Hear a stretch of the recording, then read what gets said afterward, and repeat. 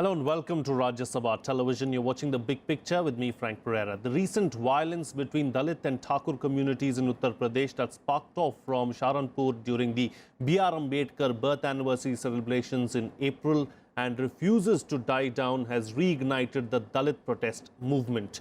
Thousands of Dalit rights activists led by the Bhim army on Sunday protested at Jantar Mantar in the national capital to raise their voice against the recent incident of caste-based violence in Uttar Pradesh's Saharanpur city. Around 5,000 people participated in the protest despite being denied permission by the Delhi police. Dalits represent a community of 170 million in India, constituting 17% of the population. 1 out of every 6 Indians is Dalit, yet due to their caste identity, regularly face discrimination and violence which prevent them from enjoying the basic human rights and dignity promised to all citizens of India. On this edition of The Big Picture, we will analyze why Dalits are agitated.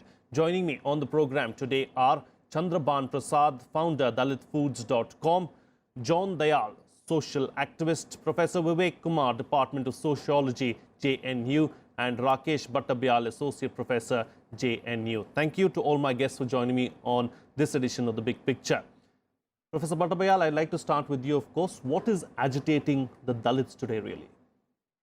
You see, because we have a very brilliant panel here, let me give a different picture in the sense that the whole country is somewhere in a keg of fire. No? Bhim army is just one part. Otherwise, there are so many armies, but there's a distinction about the Bhim army and the Dalit being agitated. But we have put the whole country as a kind of something which is happening, which all of us are hostile, angry, violent, militant. We are militarized in a fashion which we have never been witnessing.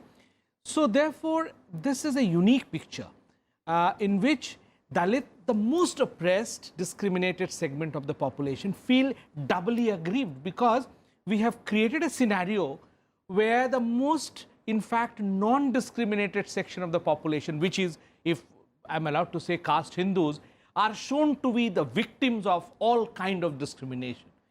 Purported, it's a mythical, in many sense, there's no fact to base this, and therefore, the actual people who are deprived, discriminated, oppressed and marginalized feel doubly deprived, because the voices are therefore the larger meta-narrative which is being created day in and day out through media, through speeches, through different, are inundating those real voices which want to say, express their voice that we are deprived, we are oppressed, we are victimized, we are marginalized.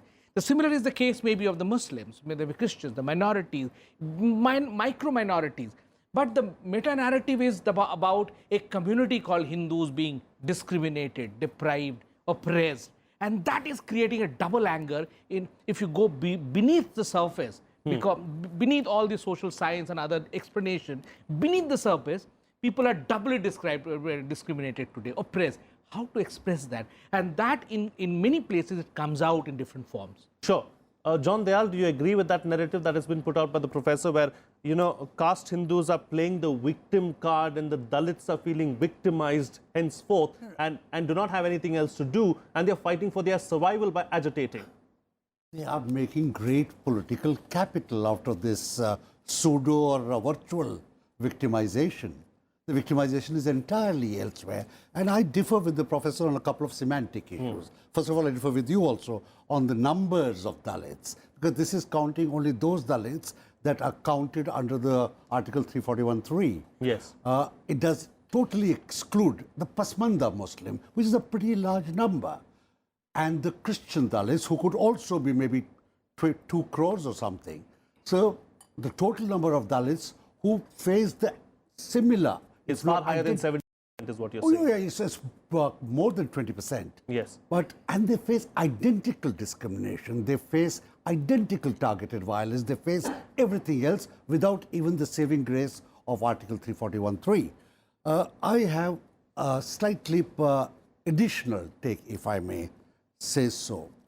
There is turmoil in this country. There's turmoil in this country because people who are on the margins, one travels in tribal areas, one is a minority oneself, and we talk to Muslims also, is not just physical targeting, it is systematic institutional exclusion.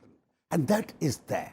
On top of that, when the violence comes, when the targeting of physical nature comes, then you have state impunity. I'd explored it in another program here on Rajya Sabha TV the other day.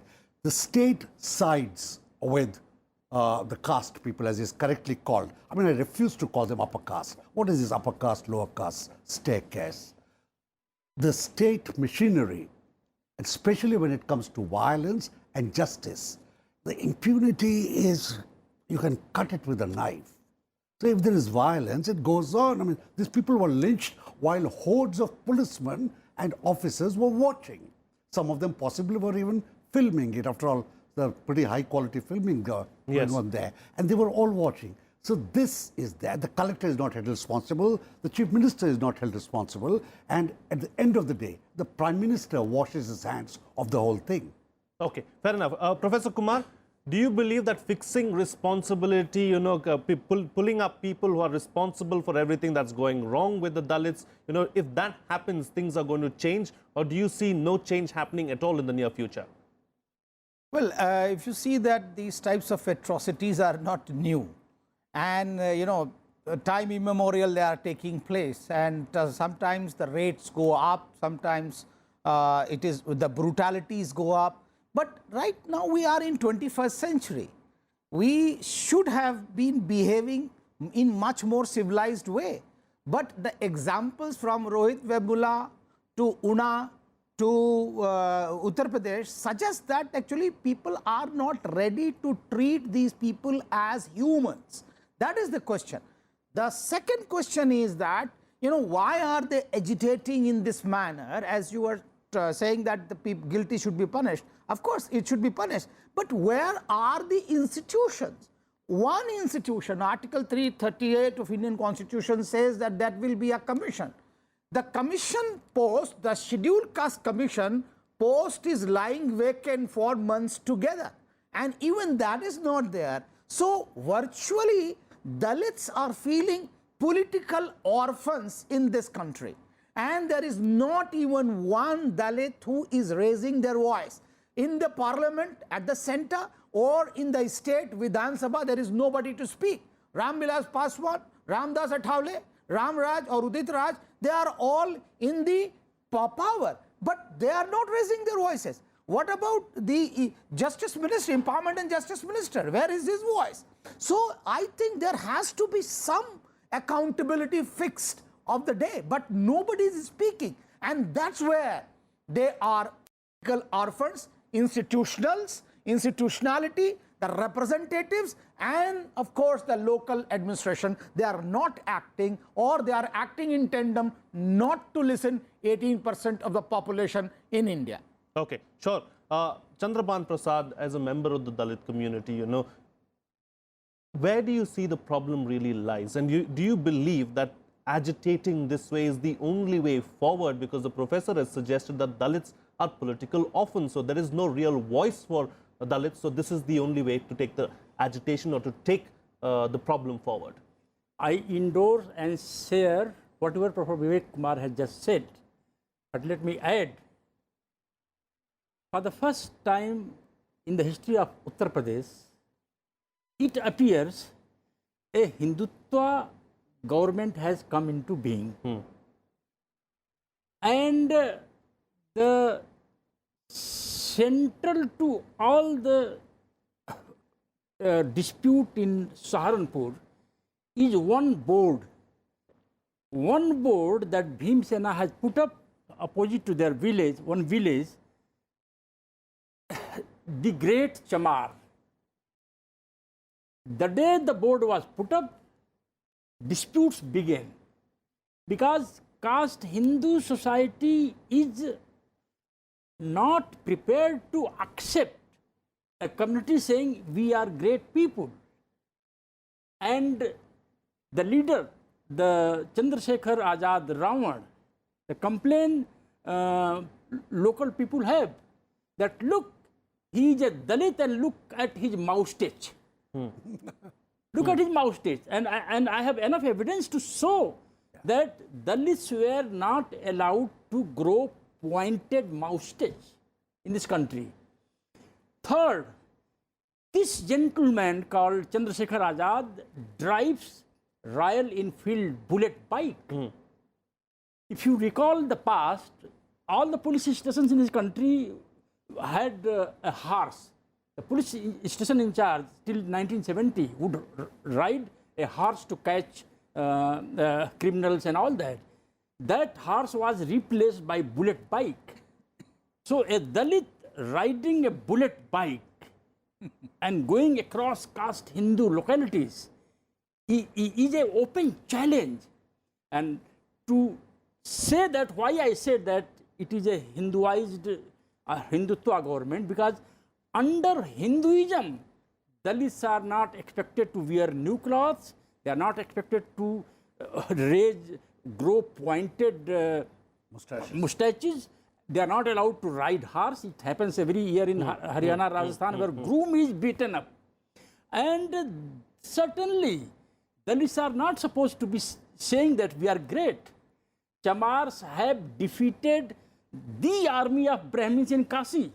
Sant Ravidas, Guru Ravidas defeated 5 great known Brahmins of the time, and Kashi Naresh took him on his chariot and took around the city of Kashi. So Chamars have challenged the system. Chamars have fought during World War II throughout the world. Right. The Chamar regiment. So the society is not able to digest this rising Chamar with moustache, riding Royal Enfield and saying Chamar the Great.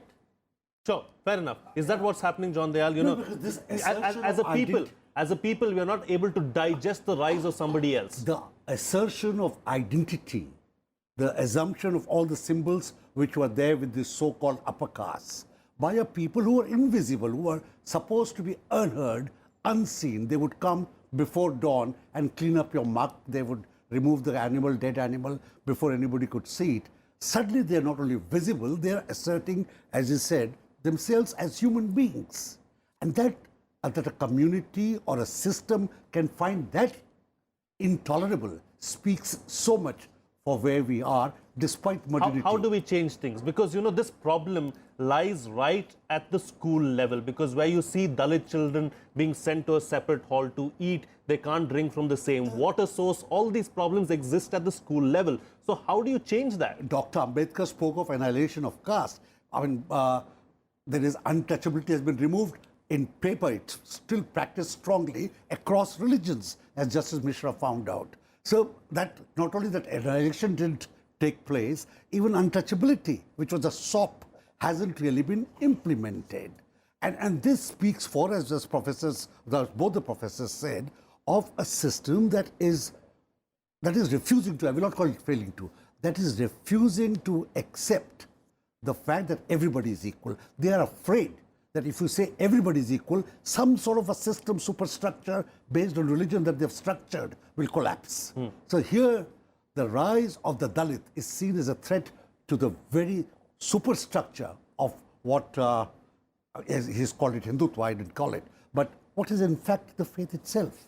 Okay, sure. Let's take the discussion forward now, Professor Batabyal, and talk about the agitations in themselves. You know, do you believe that these agitations are instantaneous, or they are part of a bigger problem, and that's why these agitations do take place? And can they sustain these agitations? No, I won't call the agitation as a problem. You know, equality, and I think the Dalits across the country are the only true champion of the principle of equality in this country. Absolutely. Only true champion. We may be lip servicing in many ways. Now, equality has two kinds, the way it was executed in many parts of the world. One is you want to make people equal by suppressing one community or one individual. You suppress, then I'll make everyone equal. Now, that is where many of the political rhetoric goes, that I'll bring the rich down by taking their money out from their closet and make everyone equal. The other is that I raise myself up to certain standards, certain ideas, certain I emulate, I do whatever principle, whatever myths, metaphor I have. And therefore, many of the things that Chandrabhan Bhai and others said are not assertion. It's a natural, I'm growing up. I have assets of the last so many years. If other communities, other individuals have amassed assets in the last new liberal economy, what's wrong with Dalit having some, even the basic assets coming up? Now, if that is there, what is happening in the meta-narrative, the large national narrative, is not allowing even the modicum of this assets to be displayed, because we have by now displaced a larger narrative of equality by a kind of divisive strategy that I will not allow others to come up, whichever way, school way, college way, institutional way, as Vivek was talking about. So therefore, there is no institutional support for my being equal to anybody else. And so therefore, what is happening, agitation is one of the media, on the large media. We are just seeing a tip of the iceberg. Many people must be facing psychological problems. Many people are facing all other kinds of issues because they are not able to agitate. Where number is small, they are not mobilized. Tribals in the central India, if you go and mobilize them, you will be called all sorts of names. Institutions which support them will be called all sorts of names. Now you have, it's a romantic and fashionable to call somebody anti-national on the tip of the. So therefore, agitations in a democracy, we have from the national movement onwards, agitation was the best means of thing. So we have best means, but the suppression of agitation, we have never seen the kind of thing that has. One is neoliberal system brings a kind of coercive state. States increasingly is losing its moral legitimacy to rule over people. It looks very naked. Therefore, it becomes much more repressive. And on top of it, the caste thing that is coming up, because the caste Hindus are shown to be the most deprived victim of 1200 years of oppression, or what kind of oppression. Therefore, we have no liberating narrative going on except the Dalit liberation narrative. Okay, fair enough. Professor Kumar, over the years we've seen, education has grown, the economy too has grown. So do you believe somewhere the Dalits too have become, conscious about their rights, and that's why they are agitating now, and they believe that they can agitate now because they've been educated about, equality, they've been educated about several other things? I think you have put it very correctly that yes, Dalits have come to realize that they are citizens of this country. And as citizens of this country, they have rights. They have human rights and they have fundamental rights. And therefore, they need to assert that right. Now, once they start asserting, as Chandrabhan was talking about, that look, they assert their right, that look, they are human beings. And these rights have to be implemented. Once you start asserting the other side, now you have to look into the context of UP also. After 25 years of Bahujan or backward classes rule, after long time, upper caste have regained power. And therefore, actually, they are ready to teach a lesson to those people who are asserting till now for 25 years. So in that context, if you locate this whole episode, this is a simple caste violence where one caste which were suppressed, denied equality, is trying to assert, and others who have enjoyed the power for so many years doesn't allow them to come to their level. Now, if this is the way, that means there is a contest of emerging equality and actually persisting inequality. So this contradiction, I think the ruling elite has to understand that this contradiction has to go if India startup India or stand-up India, if they have to be a reality, then this barrage should go away. They should be treated equal, otherwise India will never stand. It will never start. That is my take. There should be true equality in every sense is what you're saying. If anything that the government is doing should be taken forward and to be taken to the next level. Chandrabhan, Professor Batabyal was talking about suppression, So agitating is a good way to take things forward. But do you somewhere believe that you're going to be suppressed and your voice is going to be curtailed? Well, when European football teams prepare for their next match, the media is full of stories, mind game. the mind game going on between the two teams, the mind game going on between Australian and Indian cricketing teams. So, as Professor Vivek Kumar was saying, as Professor my side is saying, there is a, I would take it forward, there is a mind game going on between Dalits and the caste Hindu society.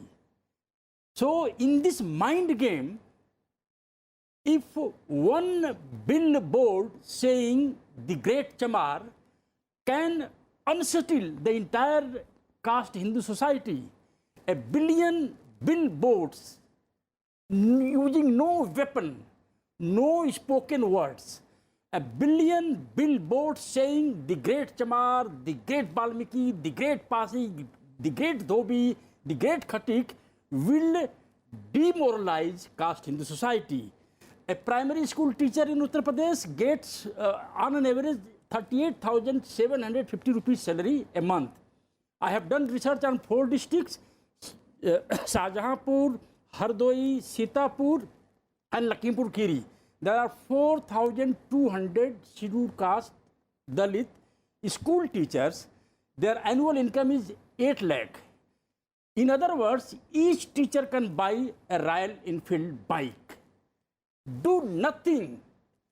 An army of 4,000 Dalit Enfield bullet bike riders passing from Sitapur to Shahjahanpur will demoralize Hindus like anything, and each Dalit youth raging, growing a pointed moustache will demoralize Hindu society like So anything. that's what you're working towards, demoralizing the caste. First, demoralize the enemy camp Okay, okay. and isolate it globally. Games. Okay, mind games is the way forward as far as the Dalit community is concerned, is what you're suggesting. But what's the way forward really, John Dayal? Do you believe that economic growth can put an end to this problem?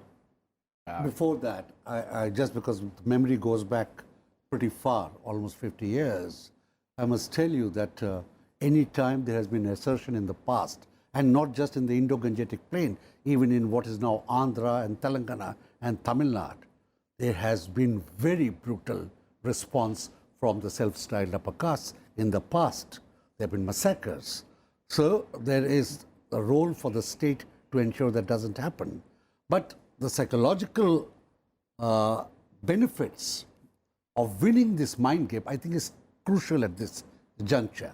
Does economy help? Economy helps in allowing people to buy the bullet, in allowing the Dalit Samaj, 20 crores of them, if not more, are a very strong economic factor. They're a very strong market. They can influence, they can bring down companies, they can raise capital by themselves and enter into the economic phase. You have talked about engineers and computer scientists. I mean, he himself is a .com.